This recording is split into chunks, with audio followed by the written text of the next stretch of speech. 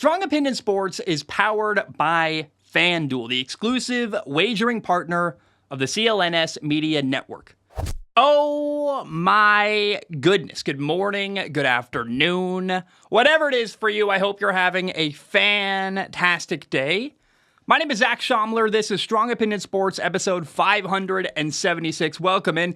It's funny, my notes say 476. I know that's not true. That was like 100 episodes ago. And sorry, if you're watching on YouTube, I was putting my phone on airplane mode to start the show today. We got a lot to talk about. I'm recording on a Sunday night. I want to maintain, I absolutely love this time zone out here in Hawaii.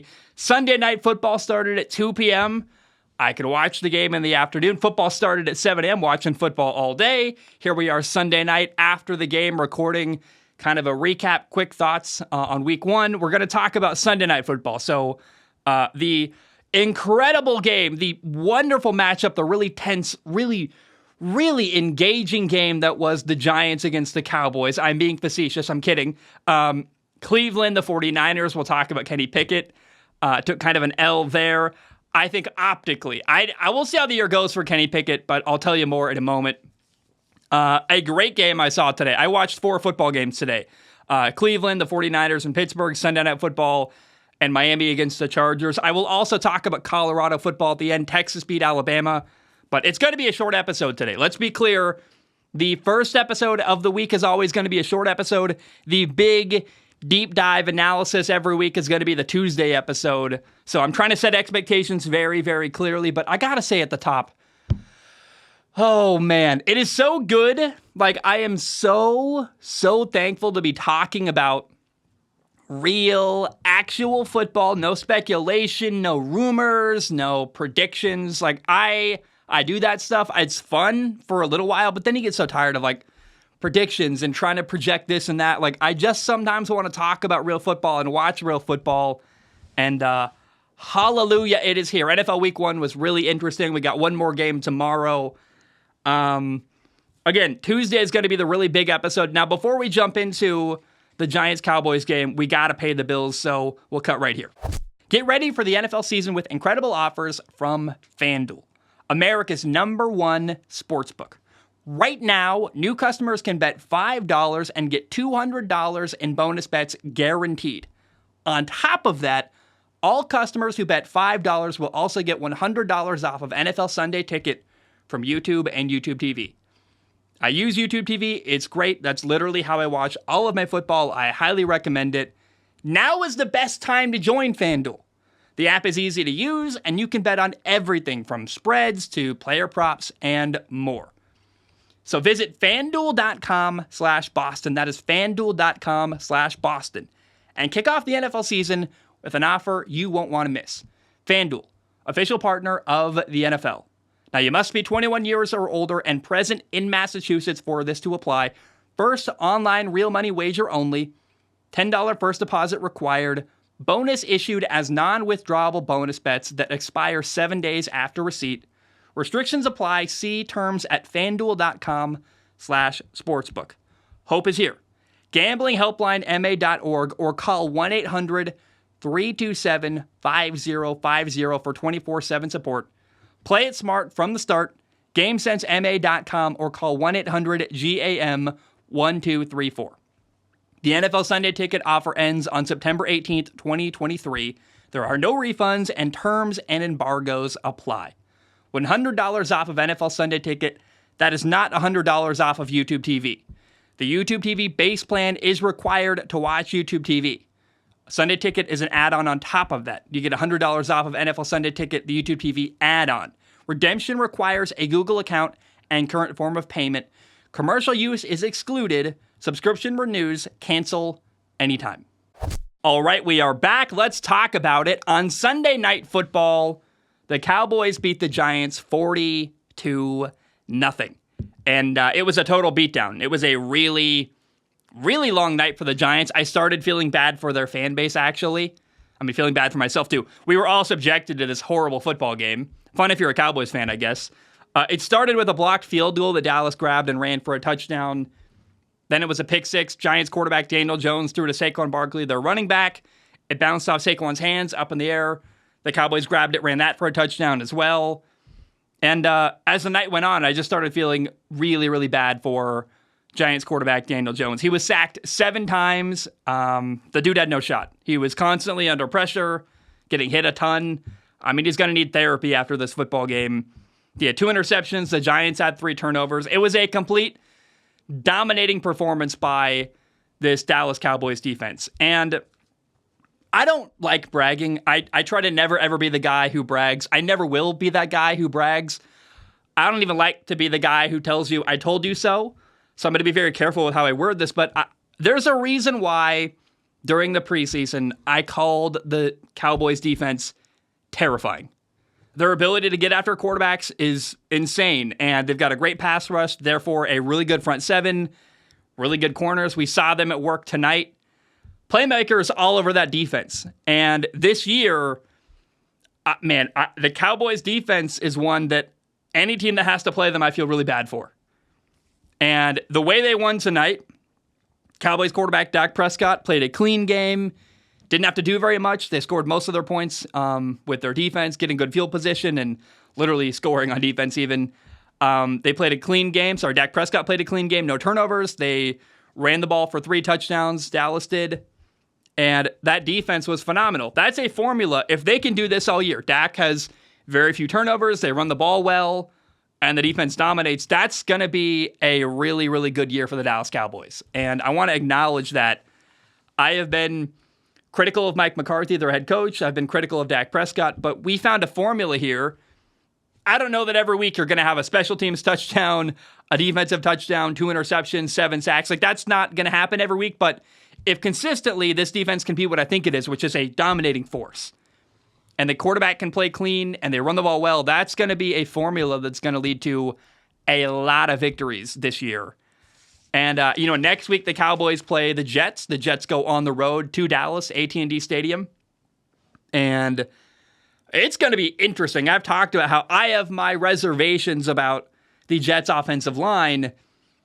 Aaron Rodgers under constant pressure from the Cowboys defense is going to be interesting if that works out that way. And so I'm fascinated. Next week, Jets at Cowboys is going to be a really interesting game. And then the game that, man, this game has been circled on my calendar since like August, right?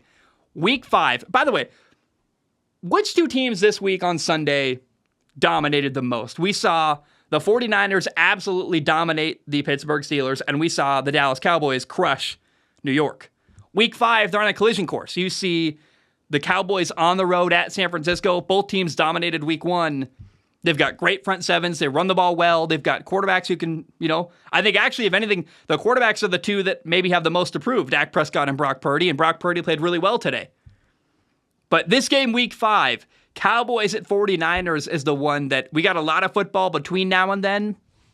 But I'm so excited. I can't wait for that football game. And it reminds me of that 90s rivalry where both the 49ers and Cowboys are really good. And I don't know, to me, I think Philly's in the mix, but Dallas and the 49ers after 1 week are the best teams in the NFC. And it's going to be fascinating. That could be the NFC title game. That's maybe the overreaction of the weekend is, 49ers, Cowboys, that could be the NFC title game, the game to get into the Super Bowl. But I don't know. That week 5 game, that collision course is going to be awesome. And I cannot wait to see what happens when the Cowboys play the 49ers week 5.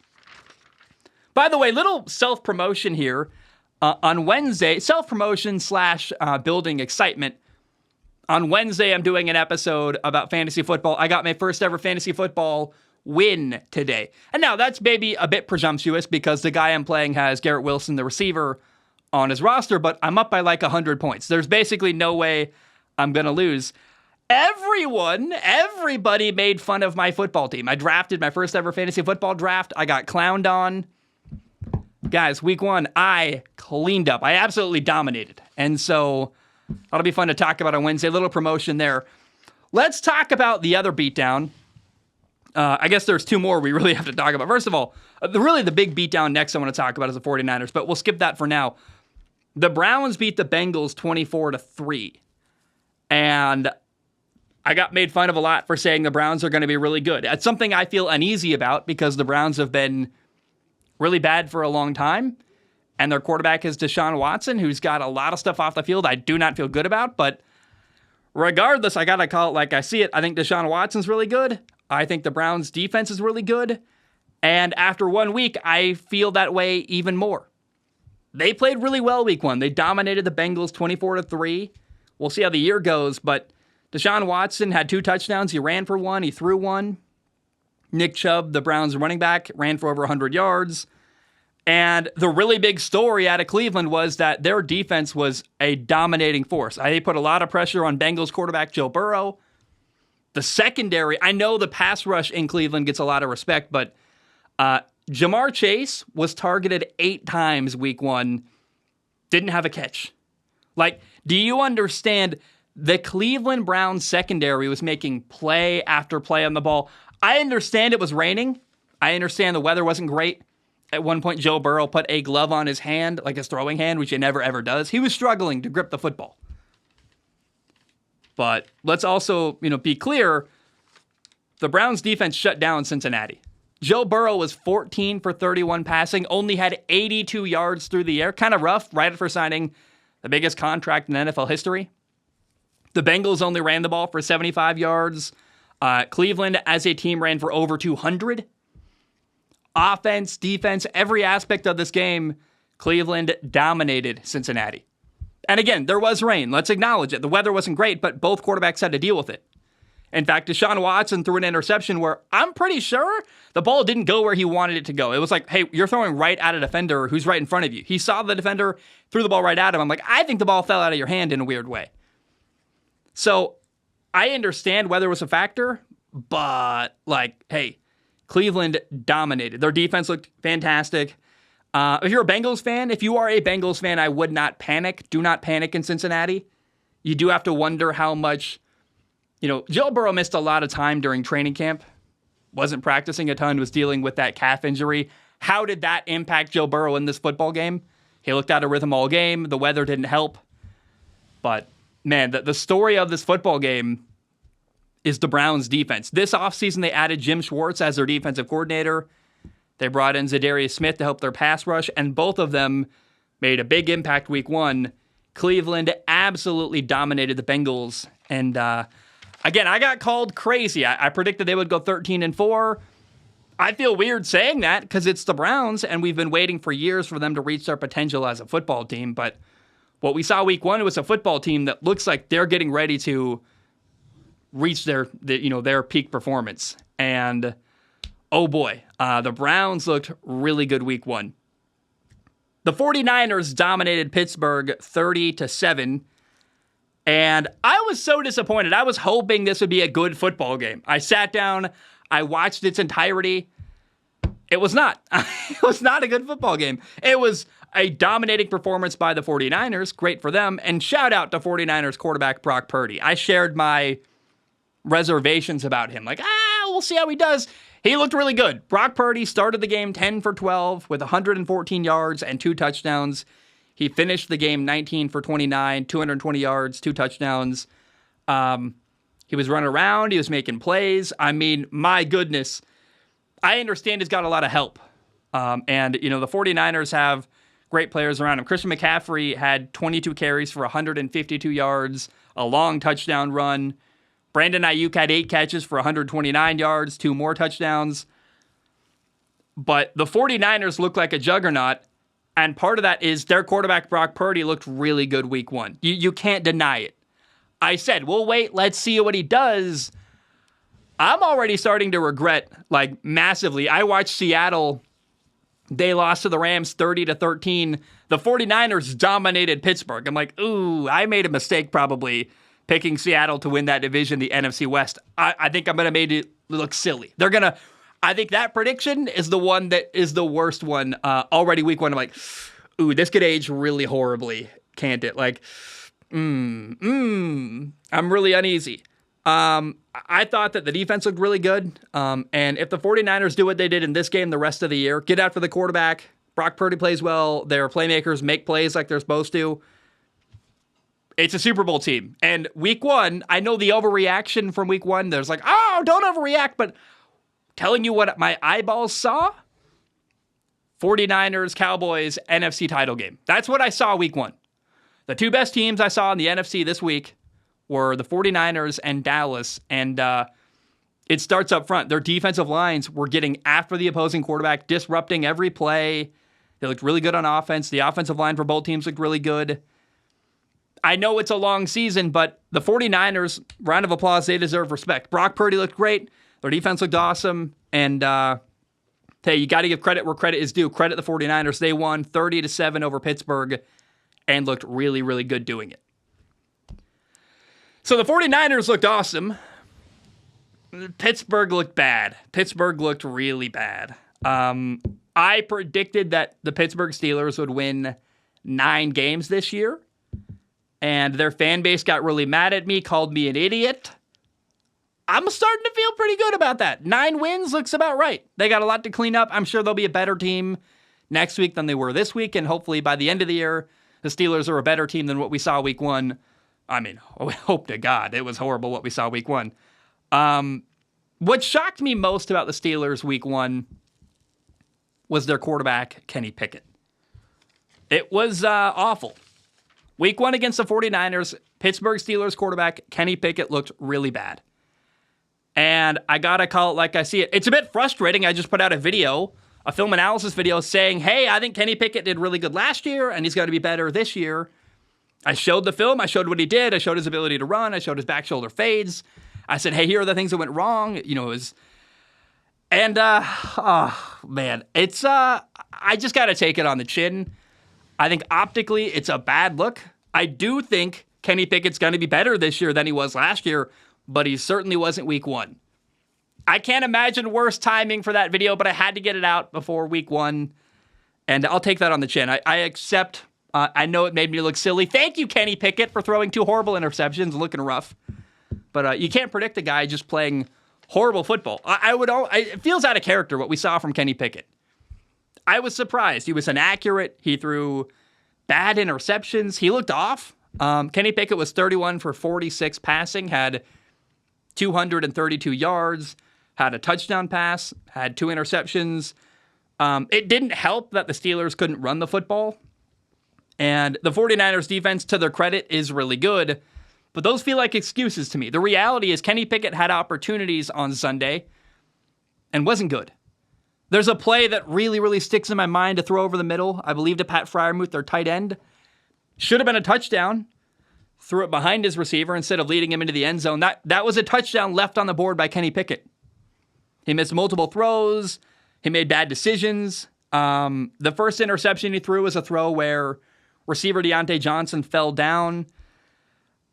I think we're still not seeing great chemistry from Deontay Johnson and Kenny Pickett. That's disturbing and concerning, actually. Like, hey, are they ever going to get on the same page? Why can't...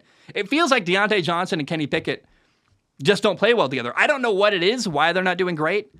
And I think some of the problem in this game, I hate making excuses for a player who didn't do well enough, I guess is the right word, right way to put that. Kenny Pickett didn't play great. I was always in favor of keeping Matt Canada, their offensive coordinator, not because he was a great offensive coordinator, but because I felt after Kenny Pickett's rookie year, to keep him having continuity, running the same offense he ran in year 1 and year 2 would be an advantage for him. Starting to feel like a disadvantage. I know that's maybe another overreaction from week one, but the people calling for Matt Canada, the offensive coordinator in Pittsburgh, to be fired, I hear ya. And I'm starting to agree with you. We'll see how the year goes. I don't want to massively overreact. And I thought keeping him, while not a great decision, was, I justified it by saying, well, you don't want to make your young quarterback learn a new offensive system and only his second year in the NFL.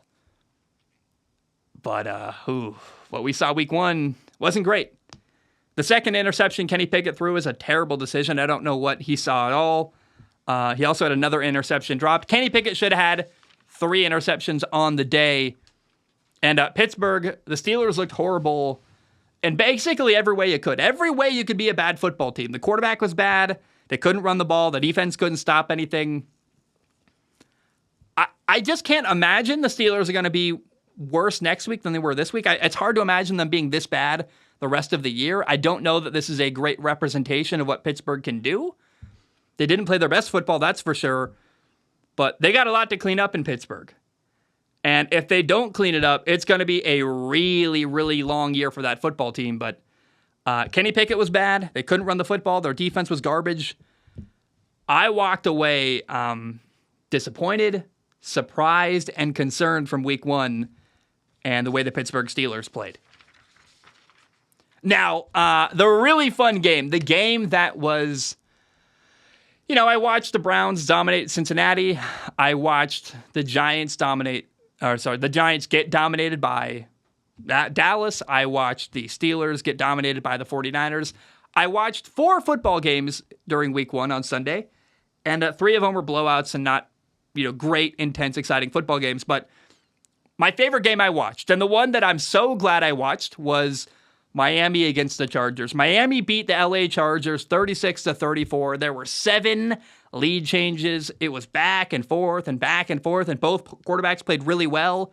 Tua Tagovailoa played really well. Justin Herbert played really well. And these are guys who will always be compared to each other because Tua was drafted right before Justin Herbert, and Miami had a shot to draft Justin Herbert. They didn't. They chose Tua instead. And that's always been a controversial thing. Like, hey, maybe Miami drafted the wrong player. I think now, after this game, this moment, their careers have matured enough, we can say, hey, I think Tua and Justin Herbert are both really good players, and they both worked out. I think we can say that. Hey, they both did great. They're both good players. And I think instead of comparing them all the time, we can just be happy that both teams got a franchise quarterback. But, Tua was lights out in this football game. It was a fun quarterback battle, but Tua was 28 for 45 passing at 466 yards, 3 touchdowns, 1 interception, and a fumble, so 2 turnovers. But my goodness, the throw that sticks in my mind that I can't get over, they were down 4 points, a couple minutes left. They were down 34-30, and Tua stepped up in the pocket. He's literally running towards the line of scrimmage, and then just launches the ball deep to Tyreek Hill is a deep ball that 47 yards to set up the game-winning touchdown pass, one that he also threw to Tyreek Hill. He threw a fade ball to Tyreek Hill that was like beautiful and perfect. Tua played really, really well in this football game. And like I said, I think you can like Justin Herbert and also like Tua and just acknowledge both players are really good. Justin Herbert had a quieter day. He was 23 for 33 passing at 228 yards, 1 touchdown. But also, the Chargers ran for 230 yards, a little more than that. I believe 234 yards. The Chargers didn't need Justin Herbert to throw for 400 yards in this football game. They scored a lot of points with the running game, and Herbert did really good. Maybe not as explosive or as exciting on the stat sheet as Tua Tagovailoa, but Justin Herbert did a good job. I just think that this comparison maybe is ready to die. This constant back and forth, who's better, Tua or Herbert? Maybe you can do it if you want. I'm just kind of like, hey, they're both good players, and that's cool and exciting, and I'm glad to see both quarterbacks worked out and became franchise quarterbacks, but Tua had a really good game. And in the fourth quarter, when it mattered most, he stepped up and made a big play, really a couple big plays to allow his football team to win. Now, we got to talk about Tyreek Hill, the star receiver in Miami. He had 11 catches for 215 yards and 2 touchdowns. And I wonder, we saw week 1, Kansas City didn't have Travis Kelce playing. They really struggled at receiver. Kadarius Toney had a bunch of drops. And the number one thing Kansas City needs is a receiver. And they traded one away 2 years ago, Tyreek Hill to Miami. Tyreek Hill, ever since that trade, has gone off and been amazing. 2 years in a row now. I guess week 1 this year and last year in Miami, Tyreek Hill's been incredible. How do Kansas City Chiefs fans feel? Do they feel great that they don't have Tyreek Hill on their football team anymore? I'm sure they don't.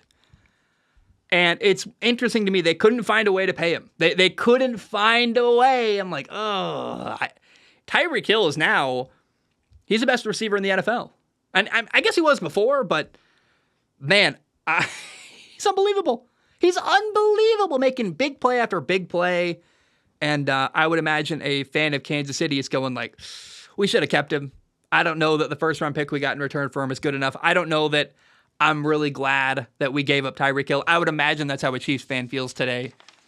But it was an awesome win for Tua. That's kind of the focus here. Tua played really well.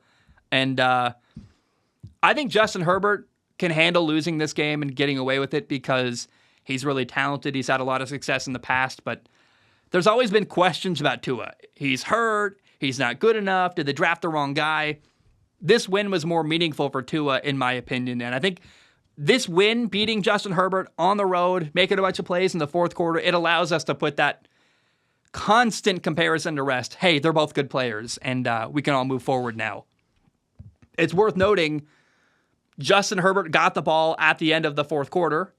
Had a minute 45 left, got a possession, own 25-yard line, threw for 1 first down. Then on their own 35-yard line, threw an intentional grounding, which was, again, Miami just got pressure on Herbert. He had nothing he could do, got rid of the ball. That's intentional grounding. Then Miami dialed up the pressure even further. They got 2 sacks on that final drive and went for it on 4th down, sacked Herbert again. And, man, the really great move that I think gets overlooked. So the Browns added Jim Schwartz, a new defensive coordinator, and Miami brought in Vic Fangio, the defensive coordinator, former head coach, didn't work in Denver as head coach, was a great defensive coordinator in Chicago. And Vic Fangio, already that hire is working out really well. Looked great. I thought his defensive calls were phenomenal, and the way he dialed up pressure at the end of the game was outstanding. I do want to say, though, so we're praising the Dolphins defensive coordinator. Let's also talk about the Chargers offensive coordinator, because I watched a lot of Chargers football last year, and their old offensive coordinator, Lombardi, was frustrating and a disappointment. We're only 1 game in. We'll see how the year goes, but the Chargers offense looked better and was really fun to watch, by the way. Kellen Moore calling plays for Justin Herbert. I love it. I think it's a really good pairing there. I know they lost today, but they put up 34 points. They did a lot of good stuff. And let's be also clear, if Kellen Moore does a good job as the offensive coordinator in LA, he's going to become a head coach. I mean, he will make himself a head coaching candidate by doing a good job here. And I thought after 1 game, the Kellen Moore hire looks like a good one. I know they lost. I know that's not awesome, but Kellen Moore, I don't know what Chargers fans feel like. I would love to hear from them. Hey, Chargers fans, how do you feel? But I thought, hey, 1 game in with Kellen Moore, we're already in a better place than the Chargers were before with Lombardi. So I like the move. And Kellen Moore, 1 game in, feeling good about it. All right, we're going to talk about, we got a couple more things to talk about, but before we do anything else, I want to take a short break. You got to hear from, we got a really awesome new sponsor, one that I genuinely really like. I like their product. I like the discount they're offering. And so, yeah, let's pay the bills. Hey, guys, it's kind of a big deal here. I'm actually trying to help you, so don't skip the ad. I know that when you listen to a podcast, you skip ahead. I know that because that's what I do, but don't skip this one. We got Factor as a sponsor, and I was sitting down to prepare my little ad read. They give, I write a piece of paper with a bunch of notes. And I'm like, okay, what are they offering? What's the deal here? Usually it's like 10 to 20%. You're like, okay, factor.com/SOS, whatever. And no. They are offering 50% off to Strong Opinion Sports listeners. And here's what they are. Factor is a meal kit service. You can get 50% off. Go to factormeals.com/SOS50 and use code SOS50. And straight up on a human level, if you'd be kind of silly not to investigate, it's a great deal. Factor is a meal kit service. They send you ready-to-eat meals. They're easy to prepare. For me, they showed up in a box with a bunch of high-quality ice packs. You take them out of the box, you put the meal kits in the fridge, and when you want food, you go to the fridge, you take it out, you put the thing in the microwave, you heat it up, 2 minutes later, you've got a really good meal ready to go. Now, the microwave part made me kind of go, what is this? Is it a bunch of TV dinners? Like, what is this crap? No. This is phenomenal food. It's high quality. It's never frozen. And compared to all the other options you can have for a quick and easy meal, it kind of kicks booty and is phenomenal. So what I really think is interesting, too, there's so many ways to customize your order, whether maybe you're on a diet and you're like, hey, I'm trying to cut calories. There are low-calorie options. Or maybe you just want really good food that's easy to make and doesn't take 30 minutes to an hour out of your time cooking during the day. Like for me, I'm really busy with football season, and it's an incredibly valuable thing for me to go to my fridge, grab a really good meal, pull it out, put it in the microwave. 2 minutes later, I've got a good meal ready to go. I saved a lot of time. It's cheaper for you and better than takeout or delivery. I used to drive for a delivery service. Guys, those prices are not good compared to this. So again, it's just nice to have the fridge loaded with high quality, good meals that are easy to prepare. And you can get 50% off of this meal kit service. Do the math. That's a really good offer. So head to factormeals.com/SOS50 and use code SOS50 to get 50% off. That is factormeals.com/SOS50. Use code SOS50 to get 50% off. Again, code SOS50 at factormeals.com/SOS50 to get 50% off. And guys, it's a great offer. You would be silly. I'm trying to help you. Like, that would be a great thing to investigate because it's legitimately a great deal. Food's expensive right now, and having food that's great and convenient and not terrible for you is a rare thing. So investigate it. Factormeals.com/SOS50. All right, we are back. I'm really tired. I've been up since 5 a.m. I've been going all weekend, working really hard on that. I'm so bummed. I worked so hard on that film analysis video, only to put it out at like the worst possible time. Thanks, Kenny Pickett. Wish you could have had my back and had a little better game. I don't know. I hear the criticism. Like, I know this aged poorly. I see all the comments and stuff. I'm not too worried. I think Kenny Pickett, by the end of the year, is going to look better. I really believe what I said. I think the film shows it, but horrible timing to put out a Kenny Pickett film analysis saying he's going to have a great year, and then week 1, he plays the 49ers and looks like garbage. I think it's just bad optics. We'll see. I think, again, week 17 or 18, come talk to me. I think Kenny Pickett, he's going to be fine. I really think he's going to be better this year, but certainly could not have been worse timing. Now, let's talk about college football just a little bit. I know I got to talk about Colorado. We just have to. On Saturday, Colorado beat Nebraska 36-14. And it's worth noting, Nebraska made it. They scored a touchdown with 2 seconds left, literally in the game. So it really was 36-7, but they got a touchdown in garbage time, literally with 2 seconds left in the football game. And there was a moment where Colorado went for a 2-point conversion. I was kind of confused as to why. Like 37-7 would have been awesome. 37-14 was great. I don't know why they went for 2 at the end, but they did, and it didn't work out. To me, Colorado football is must-watch TV. It's phenomenal. I have found myself, I don't have a favorite football team. And if Deion Sanders leaves Colorado, I'm not going to stay a Colorado fan. I'm not a Colorado football fan. But I am definitely rooting for them. Like, I emotionally am invested. And when good things happen when I watch Colorado football, I get excited. I'm like, yeah, I'm really into it. It's so fun to root for Deion Sanders. I love what he's doing there. And I just am really enjoying 2 games in. Colorado football is awesome. Now, the final score is dominant, but I don't know that Colorado dominated the way the final score might make it look. They only led 13-0 at halftime. They put together 23 points in the second half. They had 3 touchdowns, that field goal, and 3 touchdowns, a field goal, and the missed 2-point conversion in the second half. So 23 points in the second half for Colorado. I love Colorado, but I thought from their perspective, it was a bit of a sloppy game. They made some mistakes. They did some stuff I didn't love. Shedeur Sanders, their quarterback, was sacked 8 times. That's never good. And the Nebraska defense played really well. Credit to them. They played well enough to win. Unfortunately, Nebraska's offense was a disaster.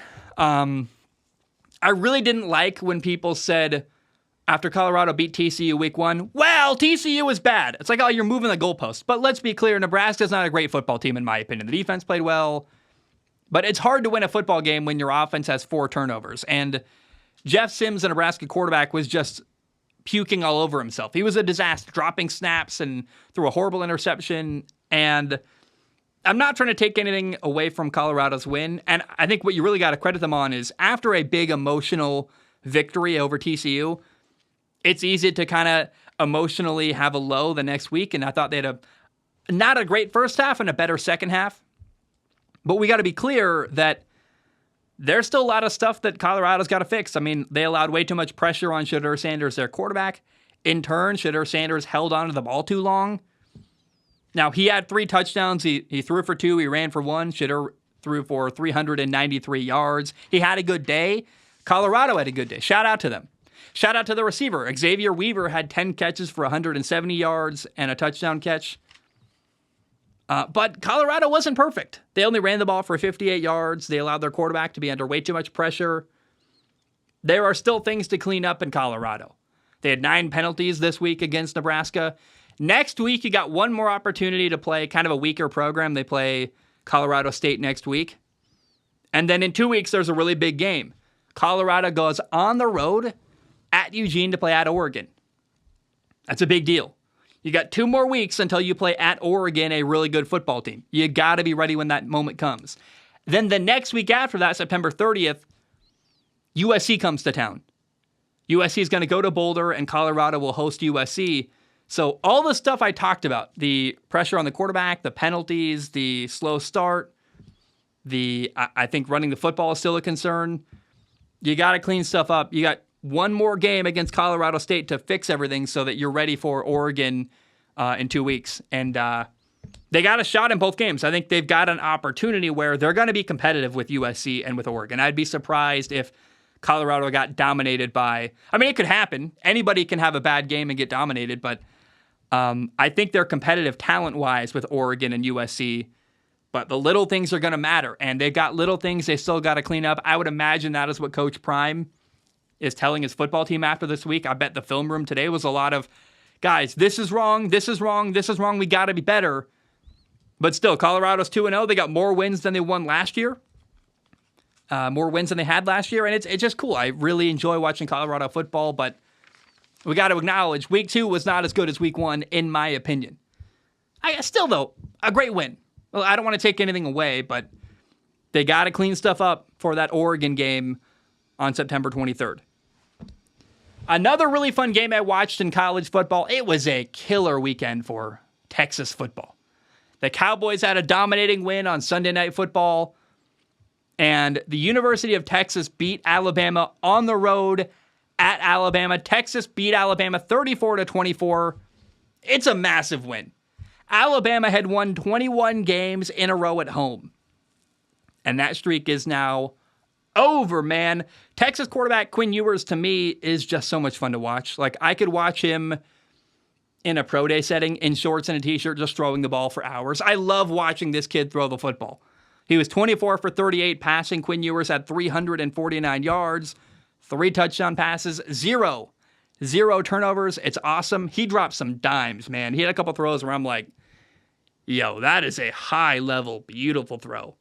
I also thought there were a couple times where Texas receivers missed an opportunity or two where they had catches that were not awful drops. They were throws that were not, how do I say this? Texas had a couple opportunities to catch the ball that they didn't, that weren't terrible drops. They were definitely tough catches, but the ball was right there exactly where it needed to be. And so I thought Quinn Ewers played even better than his numbers might show. And again, I repeat this, his arm talent is incredible. I could just watch him throw the football for hours. And Quinn Ewers paired with his coach, Steve Sarkisian, it's a cool pair, man. They beat Bama on the road. So they beat Alabama in Tuscaloosa this year. Next year, they join the SEC. It's a big deal. This is a huge, huge win for Texas football. And as an outside observer, this is the best I've felt about Texas football in a long, long time. Now, the Texas fan base is a bit crazy. They're toxic and overreact to everything. But I'm hoping that beating Alabama in Tuscaloosa is a win that affords more patience and more time for Steve Sarkisian, because I think he's building something at Texas. They're going to go to the SEC next year. That's going to be a little more difficult. But I like what Steve Sarkisian is doing. It's a massive win over Alabama. His offense looks awesome. His quarterback looks really good. And I just hope that the toxic fan base that Texas has, the fan base they have that's incredibly impatient, they always overreact to everything, I hope they just don't ruin what they got, because they got a really good coach and a really good quarterback, and I would hate to see them unceremoniously run Steve Sarkisian out of town if they have a bad loss late in the year or something. They're building towards something. I really believe that, and this Texas football program is the best it's been in a long, long time. By the way, Alabama quarterback Jalen Milroe is still developing. Alabama quarterback Jalen Milroe, he's talented. He can throw some beautiful deep balls. He had a couple throws against Texas where I'm like, hey, that's awesome. And his problem is he's just really struggling at reading coverages. He's good at recognizing one-on-one coverage and putting the ball up, and his arm talent is there. He can run. He's a great athlete. He can throw the ball really well, but watching Jalen Milroe is kind of a roller coaster because he does have talent, but the highs are really impressive and the lows are really bad. There are some bad throws and bad decisions and bad interceptions, and two of them, by the way, against Texas that were awful. And I think watching Jalen Milroe, some of the throws are throws where he's just guessing and hoping a receiver is going to help him out. Now, it happened a couple times. A couple times an Alabama receiver bailed him out and made a crazy good catch and made Jalen Milroe look good on the stat sheet, but I'm a bit worried about this quarterback Alabama has. You know, he's got to progress quickly because later in the year, if he doesn't get ready to go sooner and faster, they could lose another one, another big game. You know, maybe LSU again, potentially, I think Ole Miss. I'm spitballing here, but I think Alabama's a really good football team with a quarterback who isn't where he needs to be reading defenses and understanding coverages. And so that could be a problem later in the year. That could be another, I think part of why they lost to Texas is because their quarterback, Jalen Milroe, wasn't good enough. And this could be a problem again later in the year against another team. Again, LSU comes to mind. They don't play Georgia this year unless they get to the SEC title game. But I've just got concerns, man. Bama's got a lot of things to clean up. They had 10 penalties and 2 turnovers. They lost at home. Those are all really bad. It was a fun game to watch. I loved watching Texas beat Alabama, but I have concerns about Alabama. Their quarterback has to get better in a hurry or else they are going to probably lose another game against a good opponent this year. I want to maintain, though, Texas football. Cowboys dominated 40-0 on Sunday Night Football. On Saturday, the day before, Texas beat Alabama in Tuscaloosa. What an awesome weekend for football fans in Texas. Now, it's worth noting, my roommate's a Chicago Bears fan from Chicago. The Packers beat Chicago 38-20 in their first game without Aaron Rodgers. Jordan Love looked really good. The Packers won by 18 points. Great win for them. So the Packers without Aaron Rodgers looked awesome. How will Aaron Rodgers look in his first game out of Green Bay? Well, we're going to find out. Monday Night Football tomorrow. I guess today, you're probably watching this on Monday, so later Monday night. Buffalo plays the Jets. It's going to be really interesting. I can't wait to see what happens. And, right now, Jordan Love's doing really, really well. They're 1-0. They dominated Chicago. How does Aaron Rodgers do without Green Bay? That's the question we'll find out on Monday Night Football. Now, before Monday Night Football, I really want to watch that. I'm so interested. That Rams-Seattle game. The Rams beat Seattle 30-13. What happened? Well, I thought the Rams were terrible. I thought Seattle was really good. I can't wait to watch that game to find out. What did the Rams do better than I expected? What did the Seattle Seahawks do that wasn't great? How did that happen? And I have no problem being wrong. I picked the Rams to go 2-15. I knew that was a risky pick. I understood that at the time. But they got a lot of young guys. Cooper Kupp didn't play. They still beat Seattle. That's interesting to me. I can't wait to watch that game and report back what happened. The big episode will be Tuesday. If you're listening to this on Monday, I'm not recording. This is Sunday night for me. Tomorrow, I'm watching football all day, then watching Monday Night Football, then sometime Tuesday, recording the next episode of the show. Guys, I love you. I appreciate you. Hope you have a great day. And bam, we are done.